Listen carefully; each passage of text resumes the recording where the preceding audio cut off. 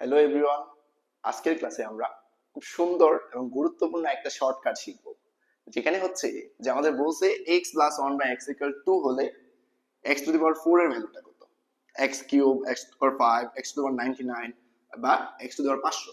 তো এই যে এই ধরনের ক্ষেত্রে আমরা জাস্ট এখানে দেখবো যে x plus one by x equal যদি টু দেওয়া থাকে, তাহলে হচ্ছে আমরা এই টাইপের ম্যাথগুলো কিভাবে সলিউশন করব। আচ্ছা, তুমি এখানে একটা জিনিস চিন্তা করো যে আমাদের দেওয়া আছে x plus one by x equal কত, টু। এই যে x plus one by x এর মান টু হবে একটা কন্ডিশনের জন্য। চিন্তা করো, তুমি যদি এখানে ওয়ান দেও, এক্স ইকুয়াল যদি ওয়ান বসাও, তাহলে one plus one by one plus কত, তাহলে এটা হচ্ছে এক, আর এক কে এক দ্বারা ভাগ করলে হচ্ছে এক আর এক কত, দুই। তার মানে এক্স ইকুয়াল ওয়ান মানের জন্য হচ্ছে আমাদের কি এই শর্তটা হচ্ছে সঠিক। তাহলে আমরা এখন দেখবো যে একের পাওয়ার, এক্স এর ভ্যালু কত, ওয়ান। একের উপর পাওয়ার যাই দিই না কেন ওইটার ভ্যালু সবসময় কি এক, একই থাকে। তার মানে আমরা এখান থেকে দেখতে পাচ্ছি, তাহলে আমরা বলতে পারি এখান থেকে যে x square plus one by x স্কোয়ারের ভ্যালুটা কত, টু এ। আবার যদি আমরা এখানে x to the power four বের করতে বলে, তাহলে এটার ভ্যালু কত হবে, টু ই হবে। আবার যদি এক্স কিউব বের করতে বলে, ওইটার ভ্যালু কত হবে, টু ই হবে।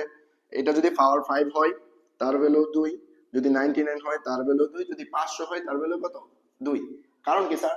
কারণ হচ্ছে আমাদের কি দেয়া আছে এখানে পাওয়ার ফাইভ, 500। তাহলে আমরা যদি এক্স এর মান কত, এক, এখন একের উপর যদি পাওয়ার 500 বা 5 লাখ বসাই, এক তো আমাদের একই থাকবে, তাই না? এক আমাদের কি থাকবে, একই থাকবে, কারণ কোন এক হচ্ছে ওই সংখ্যা। এর উপর পাওয়ার যদি 1 কোটি বসাই, এক কি থাকবে, একই থাকবে, তাই না?